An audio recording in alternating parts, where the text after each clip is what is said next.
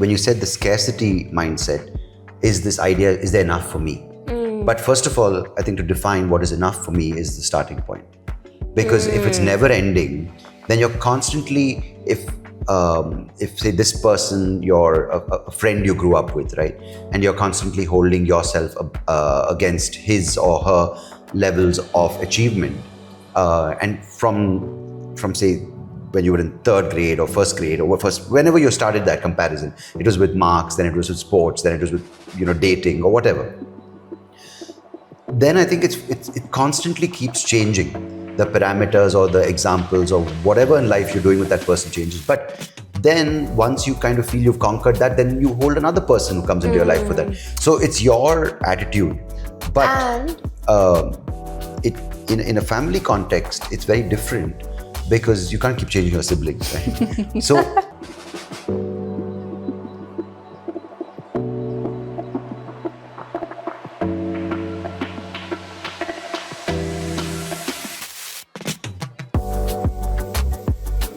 I was thinking about what I told you yesterday, right? Because last episode we spoke about happiness and what each of our versions of happiness is.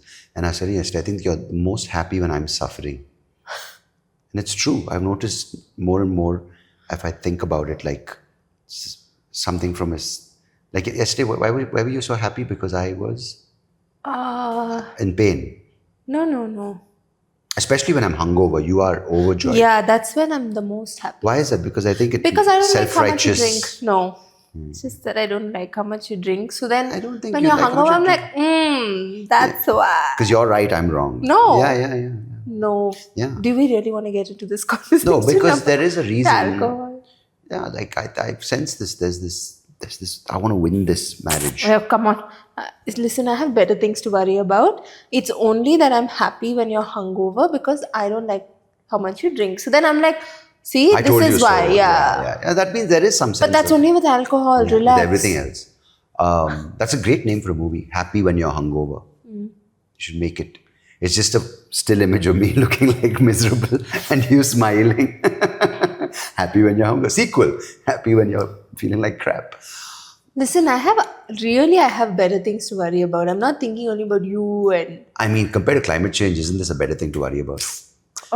Anyhow, welcome to another episode of the podcast. And today's all about suffering and the idea of how human suffering is the main reason for our existence and how to not suffer is what we struggle with every day, right? Yeah.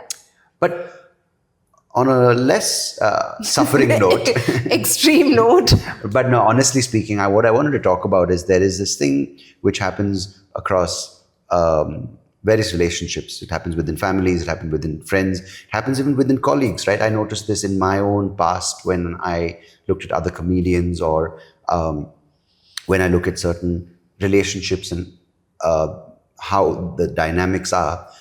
Maybe you'll be able to answer this because you seem to be a fountain of virtue when it comes to kindness and love. God, what's your issue? No, genuinely, I'm saying because you are coming from ponies. Like, what is You're that? coming from ponies. Sarcasm. I'm asking you this question from Mortal Kombat. Let's go back to the basics. Why is it that some of us, especially with some other people, like when it's like one-on-one relationship, it's not so much group, or is this a human thing? Why do we view other people's success as our failure? Or something good happening to someone else as something bad happening to us, and vice versa. When something happens, bad happens to that person, we feel good.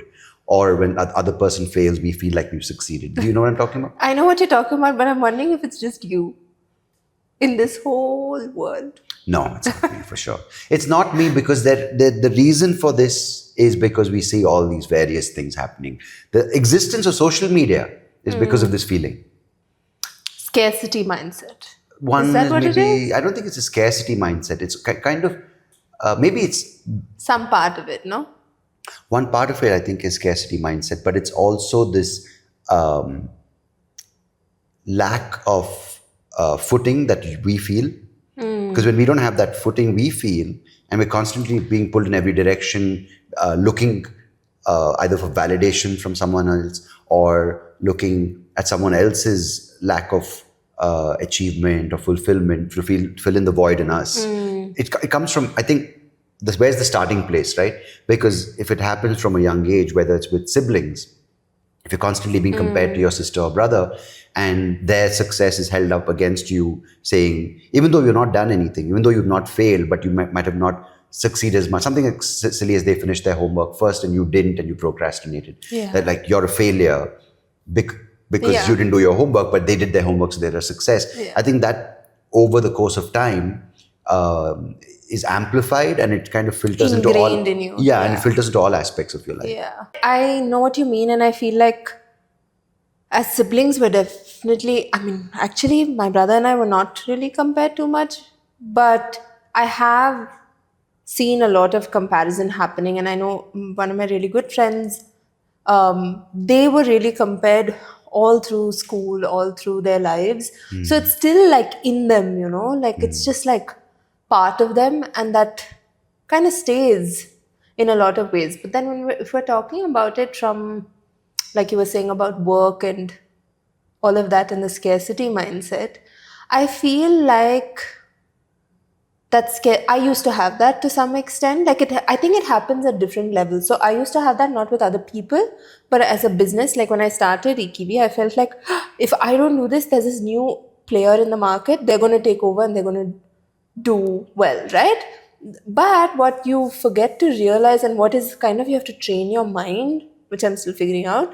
But this other really good friend was telling me, she's like, but there is enough for everybody. And like that was her mindset. And that's something that I was learning from her, that there is enough for everybody. And this is the idea of competition, which is so essential, and it's kind of told to us from day one, right, till when we can start processing what it means.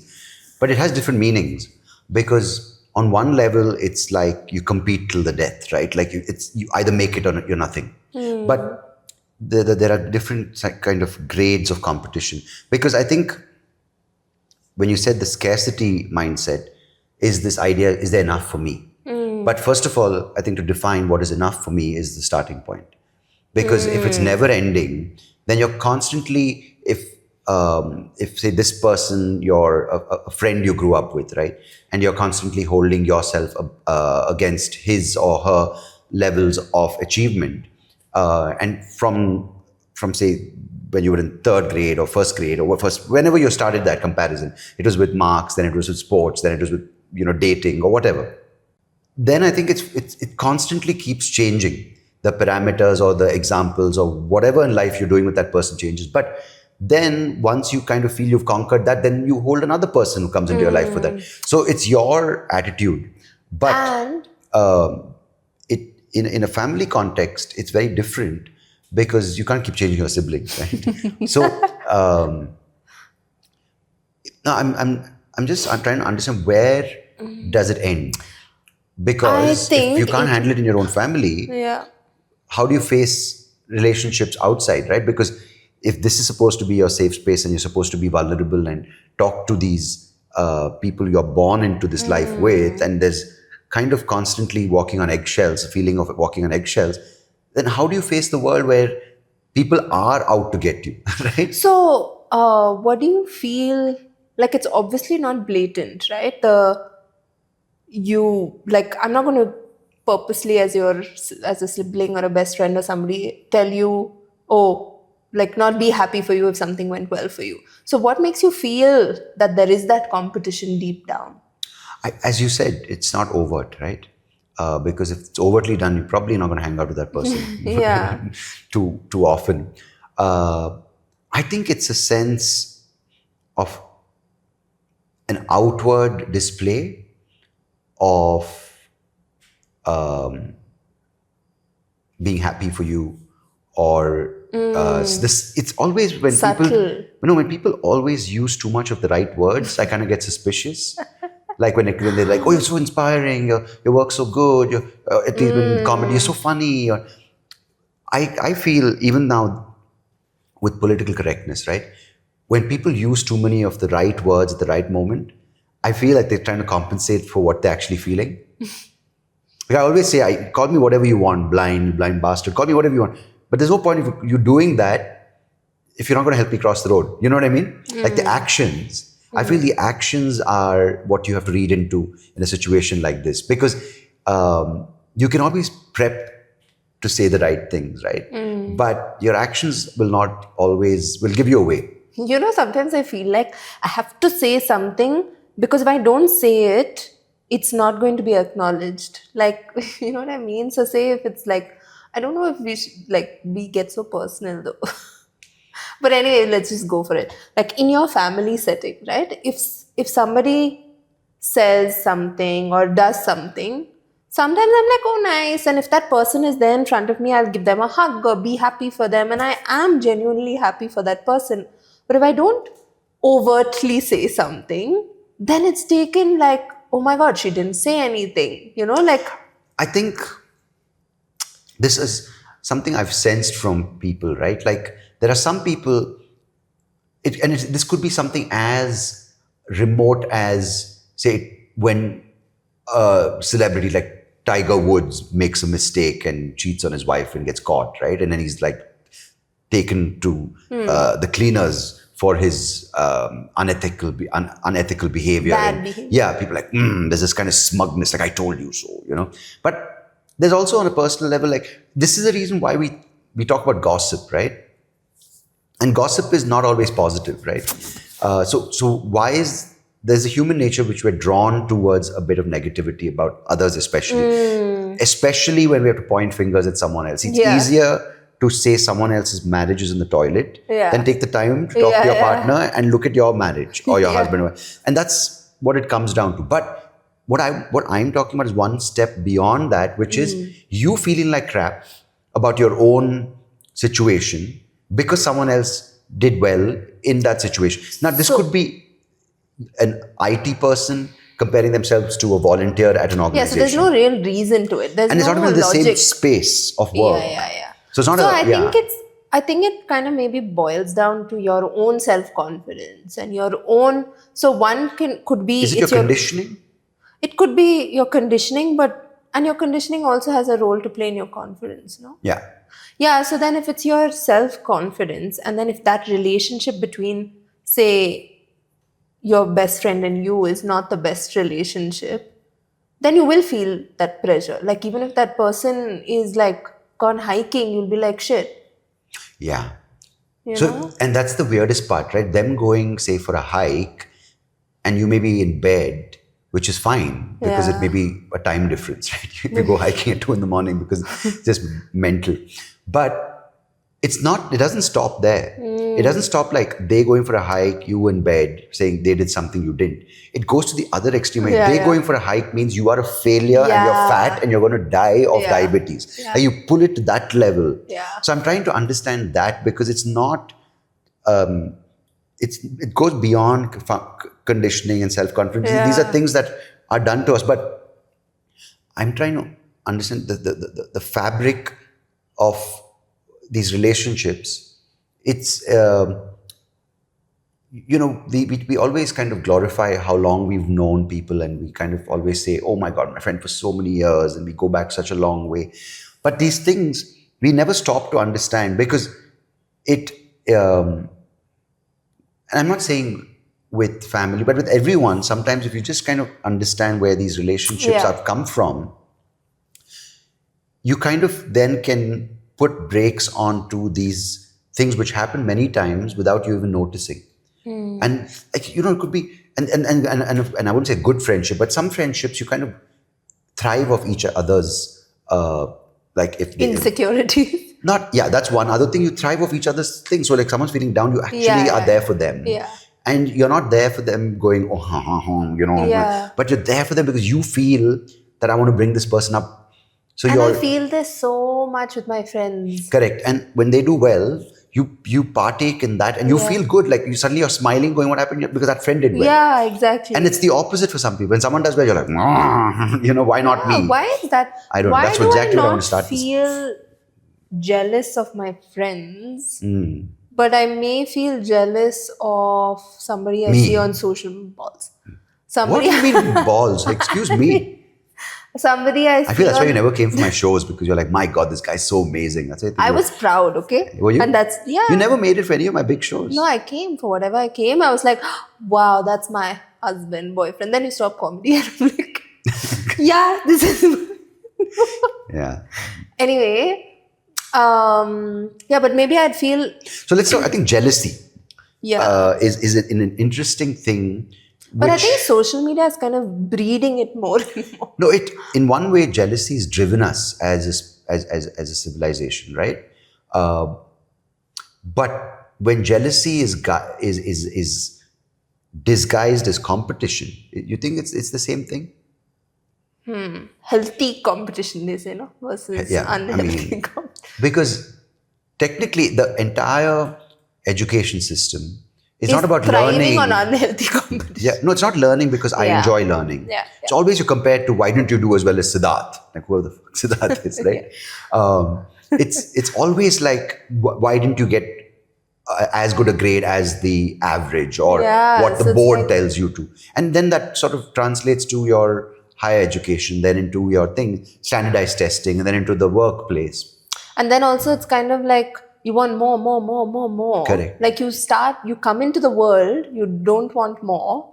So You the- just want to play with mud and sand, and then society and culture tells you that you need to have more. And then you're constantly looking for that more through the rest of Yeah. your life. So this idea of enough is never, like, in the sense with whatever, first of all, the process and what that process gives you, which is when you're studying maths or studying history, it's like, okay, do you enjoy it? Yeah. Why are you reading history, right? Because to learn about the past and mistakes that we made in the past, and also the achievements of human beings. I mean, but that's never told to you like that. It's like study so you Yeah. can get good marks. You know, but I feel- one second. Then this idea of enough, even enough knowledge is never said. You can never have enough knowledge, right? That's why now, in a world of a knowledge explosion, everyone knows too much, and we don't know when to shut up. And in fact, now the louder you shout, it's encouraged. You can't keep quiet. Listening, in fact, is not tolerated. It's like if you listen, you're seemingly a fool. So I'm just saying, to understand from my own kind of appreciation of the relationships I have with everyone around me, whatever it may be, from you to my family to my close friends, I think first I have to understand what is enough for me. Because when I'm content with the enough, and once I've Then you- established the enough, Yeah. then nothing, I won't say nothing would faze me. No, but you're a lot more happier with yourself. So you're happier with the world around you. You're happier with the people around you. Like it just becomes a lot more pleasurable and enjoyable, as opposed to like constantly finding people to fight with or finding people to compete with unhealthily. And fall short of. Yeah. Yeah. Because you'll find yourself short of somebody or the other for sure all the time. And do you think in some way, when you are arriving at this sense of what is enough for me, do you also kind of look around and see what you have already and say, Yeah. you know what, I'm grateful for this? Exactly. So I'm doing that, following your intuition course, right? Like, and I'm feeling I paid for it, right? Whatever. I'm feeling like I'm a lot more confident with myself and who I am. I'm being serious. Don't I'm not smile. smiling. The one And thing I'm I paid, that was feeling your so much anniversary more gift. confident Yeah. and sure of myself. And what one of the big things that it's taught me is that each of us have very, very different paths in our lives. You mean path, like P-A-T-H-S. Then I thought parts, like P-R-T-S. I mean, roll your R's there, I got paths. What is paths? Parts. Okay. Paths. Path. Okay, paths. So we all have such different paths that we need to enjoy that and cherish that. So like in comparison to what people say, like you have to be a doctor, or the typical way, right? You have to be an engineer or whatever it is. You don't. Like we all have such individual paths to lead that of course you're going to be influenced by the outside world. Of course you're going to be jealous of somebody or the other. But when those things come, like you said, you have to like kind of circle back in and be like, okay, so this is what I have going for me. Let's hold And back here's- on that anxiety a little bit, because hey, look at this space that we're recording in. Like, why should we've had such a great day today. And Why should we worry about yeah. anything else? And here's another thing, right? we spoke about the idea of the universe providing for you, right? Let's maybe Yeah. dedicate an entire episode to that. But Yeah, I want I to love talk that. about Yeah. another aspect of that, a smaller aspect. Again, it's not small in thing, but just a shorter segment on that. We never stop to question when good things happen to us. We never say why Yeah, me. yeah. But when shit hits the fan, when we Yeah. don't get the job we want, when we get dumped by the boy or the girl we want to be with, or something bad happens to us, in the idea quote unquote bad, or something not good happens for us, we always say why me? Yeah. Why did he get it? Why not me? Right? My point is, and this is something which really put things in perspective for me. Again, I was talking to Vishnu about this. I should do a podcast with him maybe, because we talk about a lot of these Great. things, right? I mean, we do it on Zoom anyway, so we just record the yoga class. If you want to talk about it from the universe point of view, we have to keep doing, right? This is life. We keep living with the body and the mind we have, and we are in society with the people we are born into this world with, and we make friends, we make these relationships happen. But there's a larger force at play, if you want to look at that, right? And we always want these big wins, that best job, or that best promotion, or the biggest house, or this biggest winning moments, right? Like the Oscars kind of. We want, but I feel every time you've given something big is taken away. Yeah. So if we can only establish this enough, and if we can appreciate the small things that keep coming, because when the small things come, the big small things also are taken away. But we never stop to pause at these moments to say, why me, when something good happens? Like this moment we're sitting in, why me? Yeah. Only like, why didn't I get 1 million views for the podcast? Yeah, some shit like that. Yeah. But I also feel like social media, has only the highlights, like you're saying. Yeah. So then it's so easy to compare, because you're only seeing the highlights from these people who are posting the highlights, and they will post only the highlights. So then you're like, oh my God, they are doing this. And not even 1 3-second highlight. It's 30 highlights knitted into one. Yeah. So you think your life is crap because It's you don't know easy how to to make feel a like reel. crap. Yeah. Another thing is, I feel like if you're spending day in and day out with somebody, or if you're spending a lot more time and you see that person in different ways, then maybe you won't feel as insecure about that person, maybe. Or I don't know if this is insecurity as much, because insecurity is kind of, you want to be that person in some shape or form, or in some version of what they're so doing. say if it's a comedian, right, or whatever, in those days. Yeah, that's one aspect of that, right? But you're right. Yeah. But insecurity, I think jealousy is more. And I think insecurity does sort of overlap with jealousy, but insecurity is more about, I think, I might not get this right, but insecurity is more like, why can't I be that person? I think jealousy is like, why can't I be where they are? I mean, in the sense, why can't I... About yourself. It's about, I think, what you're doing. Insecurity is about who you are. Maybe. I don't know. Damn, I'm good. I don't know if that's... I mean, again, I'm not an expert. Over it. Yeah. It takes her a week usually to ponder, and by the time she's pondered and analyzed the next episode, she's forgotten the thought. No, but see, for example, when you... a relatively big thing happens for Ikivi, I'm not jealous. Maybe I used to be, but again, that was not in that comedian hat, right? Because it was what I was doing and what you were doing. Now, am I insecure about you as a person? No.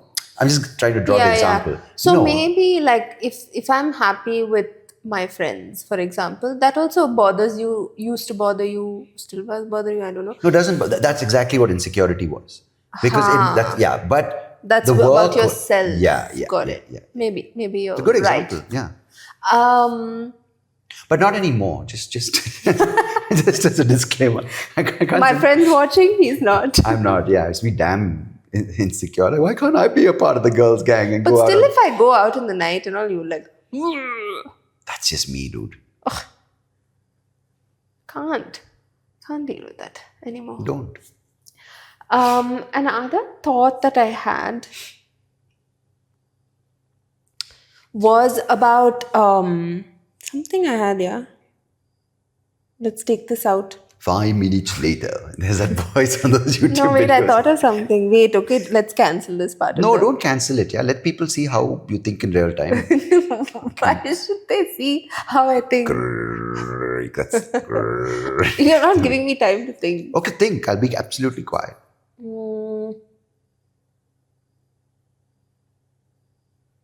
Forget it. It's not coming to me. And there's no clap, nothing you can blame it on. You Something. clap. It'll come when we continue this conversation. This conversation's done. What do you mean? It's the end of the episode, and you're like, oh. Shit, then I had a really good thought. Then you should probably remember it. But I think postpartum, my memory has become so bad. Post? Partum. So you said partum, not patham. Par. Not patham. Postpartum. Sounds like a Tamil guy. Postpartum. So yeah, I think I wanted to. Again, these are not to comment on others, right? We don't sit here. I thought of my. Jesus Christ. Sorry, just like was really. I have to live with this woman. No, so what I wanted to say was like like I was saying earlier, you see the highlights of people's lives, right? But you also, if you see them as a whole, see them as, how they lead their lives, there's always some like you feel like, oh my God, their lives are so perfect and they have it all together. And but I feel like you feel like that because for yourself, you don't have that particular thing. Whereas you may have something else that's going really well for you, whether it is your flexibility or your ability to cook. My flexibility. It's not like kind of acrobat or something. Maybe that's my career. I'm not that flexible, by the way, anymore. No, I'm just saying. Well, that's what you see in me when you see me as a husband. Like, he's flexible. That's great. Guys, if you're looking for a girl out there, maybe in your Tinder or your Bumble profile, this is the wrong. You shouldn't say avid traveler, mountain climber. Just maybe flexible, love ironing my chaddis. That's what women want. I don't know how that flexibility came, but you know what I mean. That's what happens when you think maybe. I didn't think, it just came. But anyway, what I'm saying is that if you feel insecure about some particular thing, say if it's a job and that other person has this fabulous job at say a Google or a Apple or whatever these big companies are, and then you'll feel insecure about that. So then you'll start comparing yourself. So whereas you may have this beautiful house that you're living in, that person may not, but like you don't see that because that's not their highlight reel. You know what I mean? Yeah. So you first of all comparing on different planes. That's what I'm saying. But you're which forced to, like, for instance, you might be, and this is the crazy part, right? Sometimes I'm sitting and looking through a reel or something, right? Or a YouTube short or something. And I'm, again, since we're giving random examples, it could be, let's just take comedy, right? A comedian in Madison Square Garden performing for 25,000 people.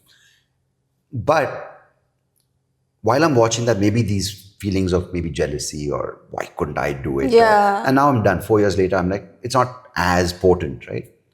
But right next to me, I have Shasa sitting and I have Jinke sitting, our dog sitting. And I'm sitting at home, and this is just before I'm going to go on and read a book for 2 hours or maybe go down for a walk or whatever, go for a round of golf. And I'm not able to appreciate what I have. But and that's the thing, like, right? We always say, why me, when it's, when we don't have that. And we never appreciate. We never, like, when we look at someone else, say, oh my God, wait a second, they have such a lovely thing.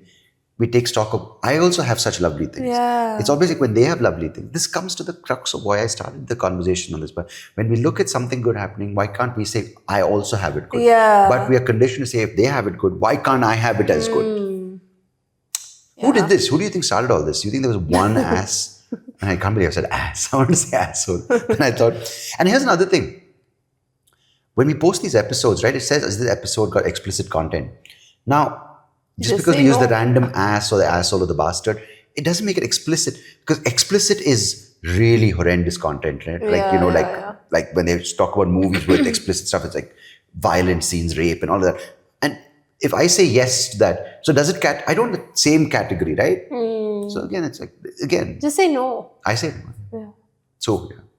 Imagine someone's watching with their grandparents or something. Suddenly, like, so influencers are bastard. What you said? Influencers. It's okay.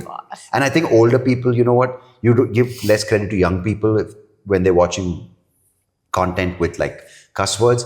And young people, trust me, old people have said it before. It's just that as you get older, it's a little tiring to use dirty words. Bad words. Bad words. But we ban bad words in our house. No? What? I mean, Chasa, poor thing. She's fine, dude. You know, it shouldn't be like. I think you can't take away the idea that we have phones in society. You can't take away the idea that we have cuss words in society. It's how I don't have the perfect answer, but it's how you deal with the situation when it comes your way. Yeah, but I also feel like cuss words generally have like a lot of. It just doesn't sound nice, and it's a cuss word for a reason. So just that has bad energy attached to it. So we'd rather not use it for those reasons. All right, she's made the rule. Let's stick to it. Yeah. All right. All right. That's that for this episode. Thank you so much for. I had a burp stuck. Thank you. You want to do the sign off? I did it last time. Thank you, everyone, for listening to episode 6. I think it is. Why keep the number if you're not sure of it?